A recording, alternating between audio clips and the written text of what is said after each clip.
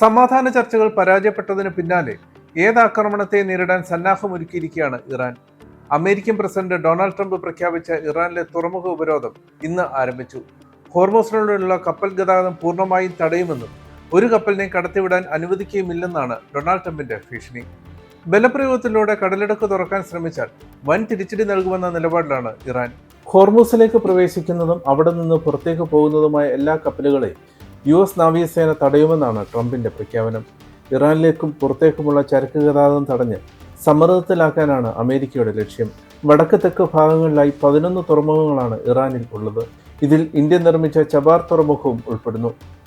Hormuz ഉപരോധിക്കാനുള്ള നീക്കം ഇറാനെ ഒരു തരത്തിലും ബാധിക്കില്ലെന്നാണ് ഇറാൻ വ്യക്തമാക്കുന്നത്.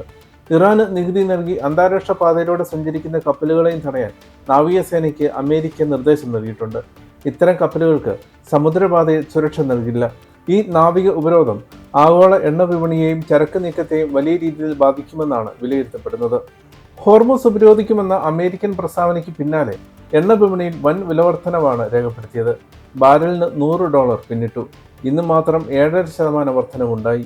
US ക്രൂഡ് ഓയിൽ വില $104 മറ്റിടങ്ങളിൽ $101. ഇതിനിടെ ഹോർമൂസ് ഉപരോധിക്കാനുള്ള അമേരിക്കൻ നീക്കം രാഷ്ട്രീയവും സൈനികവുമായുള്ള അപകടകരമായ നീക്കമാണെന്ന് ലോകരാഷ്ട്രങ്ങൾ വിലയിരുത്തുന്നു. ഹോർമൂസ് ഉപരോധിക്കുന്നതിനിടെ അമേരിക്കൻ സൈനിക കപ്പലുകൾക്ക് എന്തെങ്കിലും നാശനഷ്ടങ്ങൾ സംഭവിച്ചാൽ അത് അമേരിക്കയിൽ പ്രതിഷേധത്തിന് വഴിതെളിച്ചേക്കാം. നിലവിൽ ഇറാനുമായുള്ള യുദ്ധത്തെ എതിർക്കുന്ന വലിയൊരു വിഭാഗം അമേരിക്കയിലുണ്ട്. ഇത് ട്രംപിന് രാഷ്ട്രീയ പ്രതിസന്ധി സൃഷ്ടിച്ചേക്കാമെന്നാണ് വിലയിരുത്തപ്പെടുന്നത്. പാകിസ്ഥാനിൽ വെച്ച് വൈസ് പ്രസിഡന്റ് JD വാൻസിന്റെ നേതൃത്വത്തിൽ ഇറാനുമായി നടത്തിയ ചർച്ചകൾ പരാജയപ്പെട്ടതോടെ അമേരിക്ക ലോകരാഷ്ട്രങ്ങൾക്ക് മുമ്പിൽ ഒറ്റപ്പെടുന്ന കാഴ്ചയാണ് കാണാനായത്. നാറ്റോ രാജ്യങ്ങൾക്കിടയിൽ എതിർപ്പുണ്ടെങ്കിലും അമേരിക്കയ്ക്ക് പിന്തുണ നൽകുമെന്ന പ്രതീക്ഷയിലാണ് ഡൊണാൾഡ് ട്രംപ്. എന്നാൽ സഖ്യത്തിനുള്ളിലെ വിള്ളലുകളും ഇതിനിടെ വ്യക്തമായി. ബ്രിട്ടൻ ഈ ഉപരോധത്തിൽ പങ്കുചേരില്ലെന്ന് ഇതിനോടകം വ്യക്തമാക്കിയിട്ടുണ്ട്. ഇറാനെതിരായ പ്രവർത്തനങ്ങൾക്ക് തങ്ങളുടെ പ്രദേശമോ വ്യോമാതിർത്തിയോ ലഭ്യമാക്കാൻ സ്പെയിനും ഇറ്റലിയും പരസ്യമായി വിസമ്മതിച്ചു. അതേസമയം US പങ്കാളികളായ ഗൾഫ് രാജ്യങ്ങളും സമാനമായ നിലപാടാണ് സ്വീകരിച്ചിരിക്കുന്നത്. യുക്തിരഹിതമായ ആവശ്യങ്ങളാണ് ചർച്ചകൾ എങ്ങും എത്താതെ പോകാൻ കാരണമായതെന്ന് ഇറാന്റെ ദേശീയ ടെലിവിഷൻ IRIB കുറ്റപ്പെടുത്തി. ജനതയുടെ ദേശീയ താൽപ്പര്യങ്ങൾ സംരക്ഷിക്കുന്നതിനായി ഇറാനിയൻ പ്രതിനിധി സംഘം 21 മണിക്കൂർ അതിതീവ്രമായി പരിശ്രമിച്ചെങ്കിലും അമേരിക്കൻ സംഘത്തിന്റെ ആവശ്യങ്ങൾ പുരോഗതി ഇല്ലാതാക്കിയെന്നും അങ്ങനെ ചർച്ചകൾ അവസാനിച്ചെന്നും IRIB റിപ്പോർട്ട് ചെയ്തു. അതേസമയം അമേരിക്കയുടെ ഏതുവിധ ആക്രമണത്തെ നേരിടാൻ തയ്യാറെടുത്തിരിക്കുകയാണെന്ന് ഇറാനിലെ മുതിർന്ന ഉദ്യോഗസ്ഥർ അറിയിച്ചു. യുദ്ധക്കപ്പലുകളെയും ലാൻഡിംഗ് ക്രാഫ്റ്റുകളെയും തകർക്കാൻ ശേഷിയുള്ള മിസൈലുകൾ ഇറാൻ വിന്യസിച്ചു കഴിഞ്ഞു. ഇറാൻ പ്രദേശങ്ങൾ പിടിച്ചെടുക്കുന്നതിൽ അമേരിക്ക വിജയിച്ചാൽ പോലും കടലിടുക്കിന്റെ നിയന്ത്രണം ഏറ്റെടുക്കുന്നത് അമേരിക്കയ്ക്ക് വലിയ പ്രതിസന്ധി സൃഷ്ടിക്കുമെന്നാണ് വിലയിരുത്തപ്പെടുന്നത്. ഹോർമൂസ് വഴിയുള്ള അമേരിക്കൻ സൈന്യത്തിന്റെ നീക്കത്തിന് പ്രതിരോധം തീർക്കാൻ ശക്തമായ നീക്കങ്ങളാണ് ഇറാൻ നടത്തിയിരിക്കുന്നത്. ഹോർമൂസിന്റെ ഏറ്റവും വീതി കുറഞ്ഞ ഭാഗത്തിന് വെറും 35 മൈൽ മാത്രമാണുള്ളത്. ഇക്കാരണത്താൽ വളരെ വേഗത്തിൽ മൈനുകൾ സ്ഥാപിക്കുന്നതിന് ഇറാനാകും. കുറച്ച് സ്ഫോടക വസ്തുക്കൾ മതിയാകും ആ പാതയിലൂടെയുള്ള കപ്പൽ യാത്ര അതീവ അപകടകരമാക്കാൻ. ഇറാനിയൻ തീരത്തെ ഉയർന്ന മലനിരകളിൽ ഒളിച്ചിരുന്ന് മിസൈലുകളും ഡ്രോണുകളും തൊടുത്തുവിടാൻ ഇറാന് സാധിക്കും.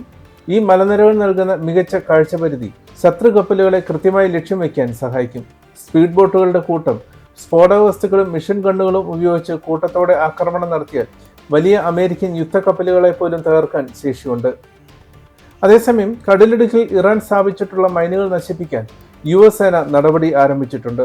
സമാധാനപരമായി നീങ്ങുന്ന കപ്പലുകൾക്കോ US സേനയ്ക്കോ നേരെ ഇറാൻ വെടിയുതിർത്താൽ കടുത്ത തിരിച്ചടി നൽകുമെന്നും ട്രംപ് ഭീഷണി മുഴക്കി. നിലവിലെ സംഘർഷങ്ങളിലൂടെ ഇറാന്റെ നാവിക വ്യോമസേനകളും റഡാർ സംവിധാനങ്ങളും തകർക്കപ്പെട്ടുവെന്നും ഭരണ നേതൃത്വം ദുർബലമായെന്നും ട്രംപ് അവകാശപ്പെട്ടു. അമേരിക്കൻ സൈന്യം ഏതു നിമിഷവും ആക്രമണത്തിന് സജ്ജമാണെന്നും ഇറാനിൽ അവശേഷിക്കുന്നതുകൂടി നശിപ്പിക്കാൻ മടിക്കില്ലെന്നും അദ്ദേഹം പറഞ്ഞു. അതിനിടെ യുദ്ധത്തിനെതിരെ പ്രതികരണം നടത്തിയ ലിയോ 14 മാർപ്പാപ്പയ്ക്കെതിരെ രൂക്ഷ വിമർശനവുമായി ഡൊണാൾഡ് ട്രംപ് രംഗത്ത് വന്നു. രാഷ്ട്രീയക്കാരനാകാനല്ല, മഹാനായ മാർപ്പാപ്പ ആകാനാണ് ശ്രദ്ധിക്കേണ്ടതെന്ന് ട്രംപ് സോഷ്യൽ മീഡിയയിൽ കുറിച്ചു. അമേരിക്കൻ പ്രസിഡന്റിനെ വിമർശിക്കുന്ന ഒരു മാർപ്പാപ്പയെ തനിക്ക് വേണ്ട.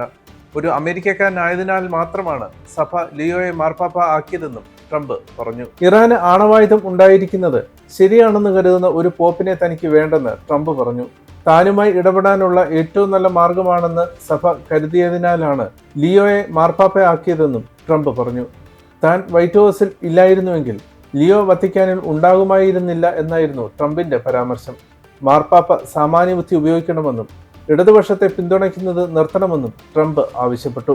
യുഎസും ഇറാനും തമ്മിലുള്ള സംഘർഷത്തിൽ സമാധാനത്തിനായി ആഹ്വാനം ചെയ്ത മാർപ്പാപ്പയെ സമ്മർദ്ദത്തിലാക്കാൻ അമേരിക്ക ശ്രമിച്ചെന്ന് നേരത്തെ റിപ്പോർട്ടുകൾ പുറത്തു വന്നിരുന്നു. വത്തിക്കാൻ പ്രതിനിധി കർദിനാൾ ക്രിസ്റ്റഫർ പിയറിനെ പെന്റഗൺ ഉദ്യോഗസ്ഥർ വിളിച്ചു വരുത്തി ഭീഷണിപ്പെടുത്തി എന്നായിരുന്നു റിപ്പോർട്ട്. യുഎസ് പ്രതിരോധ നയരൂപീകരണ വിഭാഗം അണ്ടർ സെക്രട്ടറി എൽബ്രിഡ്ജ് കോൾബിയുടെ നേതൃത്വത്തിലുള്ള ഉദ്യോഗസ്ഥർ കർദിനാൾ ക്രിസ്റ്റഫർ പിയറിനെ വിളിച്ചു വരുത്തി അമേരിക്കയ്ക്ക് അനുകൂലമായ നിലപാട് സ്വീകരിക്കണമെന്ന് ആവശ്യപ്പെട്ടെന്നാണ് റിപ്പോർട്ടുകൾ പറയുന്നത്. ഇറാനുമായുള്ള ചർച്ചകൾക്കായി അമേരിക്ക വീണ്ടും തയ്യാറാകില്ല എന്ന സൂചന നൽകി യുഎസ് പ്രസിഡന്റ് ഡൊണാൾഡ് ട്രംപ് രംഗത്ത് വന്നു.